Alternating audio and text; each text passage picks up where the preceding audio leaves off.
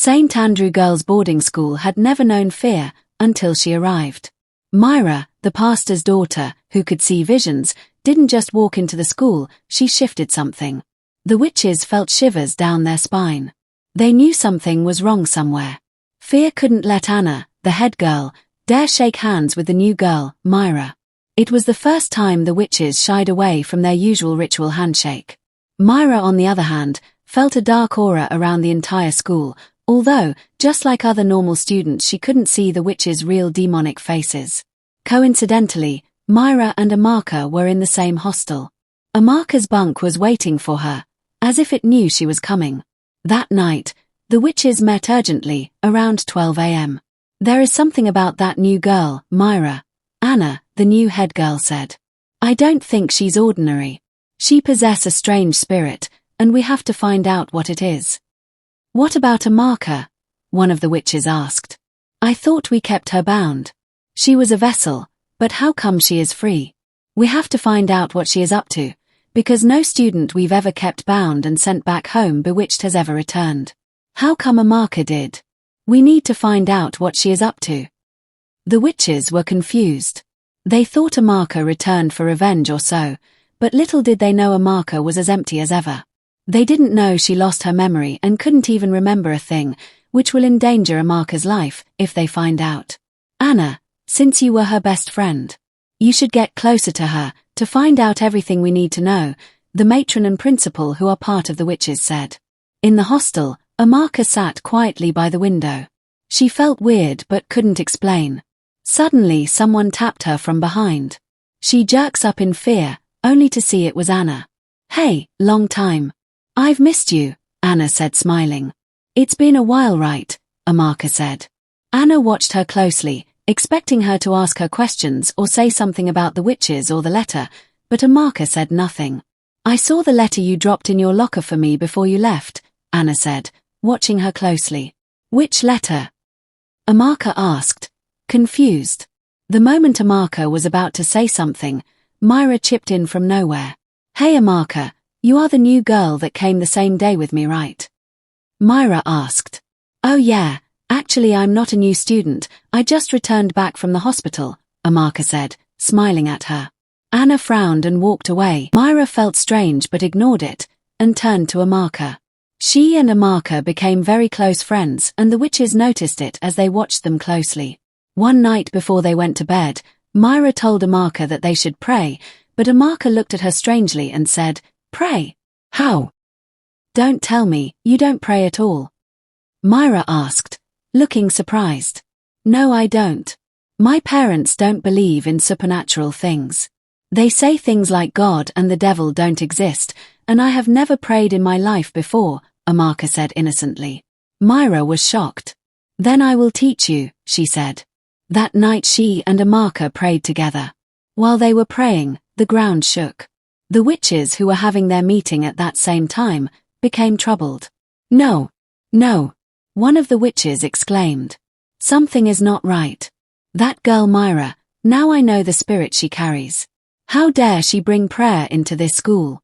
Who made the mistake?" The principal thundered. "Who admitted her into the school without checking? No girl with that kind of spirit is expected to be admitted to this school. How dare she step foot here?" The witches rage. "No, we can't let her, else she will destroy everything," Anna said. "It's time. It's time we deal with her. It's time we evoke the ancient spirits of the land upon which this school is built. She doesn't know the history of this school or the covenant the school has made with the demons of ancient spirits. She can't fight what she knows no root of. Now she has crossed the line, and she will regret not asking questions before coming to her," the principal said in fury. "We need to initiate more students into the Coven. Every one of you should resume with the initiations. Start haunting and initiating as many students as you can. To be on the right track, I will hurry up and find out what Amaka's mission is, so we will know how to launch our attack on her while going after Myra as well." St. Andrew Girls' Boarding School experienced horror at its peak. Students were haunted like never before. In the middle of the night, while everyone was sleeping, Myra heard voices. She heard someone whispering her name. Fear immediately gripped her. She was fidgeting, but managed to open her Bible and began to pray. The more she was praying, the more the voices grew loud, the more Myra was scared of praying. She has never encountered such in her life, even as a believer. She struggled to continue praying, but in the process, she felt someone's finger on her shoulder, and when she looked up, she saw someone with a demonic face by the window, with horns and eyes glowing, smiling at her. Myra screamed, and when she woke up, she found out it was a dream. It was then Myra understood what she had gotten herself in. Fear gripped her. This place is no ordinary school. Oh my God. I have to sit up tight, because the battle has just begun, and they are coming for me, Myra said, and just as she looked up she saw Anna talking to Amaka. It's her, Myra said to herself. Oh my God. The head girl is a witch. No. I have to warn Amaka. Myra said, as she saw for the first time the real demonic appearance of Anna. Amaka didn't believe Myra when she told her about Anna and the school being possessed, until one night. While they were sleeping, Amaka stood up walking down the hallway with her eyes closed. She didn't know what she was doing. Myra, who was sleeping, noticed Amaka wasn't in the hostel. She immediately stood up and went after her. Amaka stood before two initiated students in the hallway.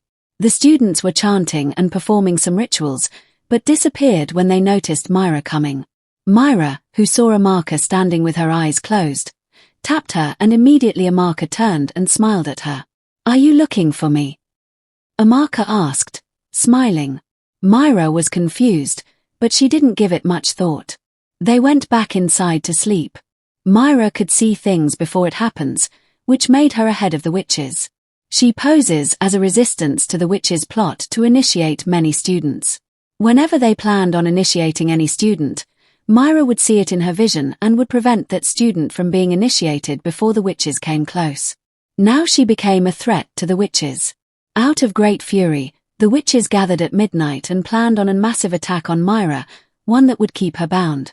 That same night, Myra was troubled in her sleep and woke up to pray. While praying, she heard the Holy Spirit clearly, instructing her not to leave the confines of her hostel in the morning no matter what. The Holy Spirit instructed her to stay indoors praying and studying her Bible until afternoon. In the morning she obeyed the voice and didn't step out. While reading her Bible, one of her roommates came to her, telling her that Amaka was sick and was rushed to the school clinic. Myra wanted to leave, but she remembered what the Lord had told her, but she ignored the warnings and went outside, hoping that the Lord would understand since she stepped out for a good reason. But little did Myra know she fell into the devil's trap and disobeyed the Lord. When she got outside, she saw Amaka standing there looking fine. Amaka smiled and told her it was a prank. Myra laughed it off, but didn't know it was the demon's attack. Myra went back to pray, but something felt off. She didn't feel the way she used to. She lost energy to pray, and even when she did, she felt empty. For days Myra could no longer see visions, or pray like she used to. She became frightened as she could no longer know the witch's next move. She disobeyed God, and now she is exposed to the danger of the witches. Around 3 a.m., the witches, who are now 10 times stronger with lots of newly initiated students, were having their meeting. We were wrong about Amaka. She knows nothing and has no memory of what happened in the past. So we sent 2 students to initiate her back into the Coven, and now she is part of us, Anna said as Amaka stepped forward into their midst. I have carried out the assignment. She can no longer see visions, Amaka said. Myra told Amaka everything, but didn't know Amaka had been initiated. She could no longer see visions, or know the witch's next move. The witches used Amaka to render her powerless, and now they started launching a great attack to get hold of Myra and initiate her completely. Myra cried out her eyes, whispering prayer of mercy, begging God, but no answer. Then she decided to go on a 3-day fast. It was difficult for her to carry on as the witches made sure to frustrate her, but luckily she made it to the 3rd day, and after managing to pray hard at night, her gift was restored. She had a terrible dream, more like a vision. She saw a student tied to a chair, with the witches surrounding her wanting to bury the student alive. Myra heard the student's name clearly in her vision. It was Gina. Myra, who was yet to discover that Amaka has been initiated, woke Amaka up and told her about the dream. She also asked her if she knew who Gina was, but Amaka didn't. Then I have to ask someone else in the morning. From what I saw in my dream, she is a student here and is trapped somewhere by the witches, and they are planning on burying her alive. Myra said. Amaka quickly summoned witches at midnight and told them about Myra's sight being restored. She asked them who Gina was, and they told her. Gina was still trapped by the witches in the old school library. She didn't know that the witches only kept her alive because she was their sacrifice, as they planned to bury her alive as a sacrifice to the spirit of the land governing the school. Burying Gina alive would make the witches more powerful than ever, and Myra knows if that happened she might not stand or be able to survive the witches' attack herself, so has to hurry up to save Gina, but didn't know how. It was crazy how she was telling Amaka every bit of her plans without knowing Amaka is her worst nightmare. Follow for part 6.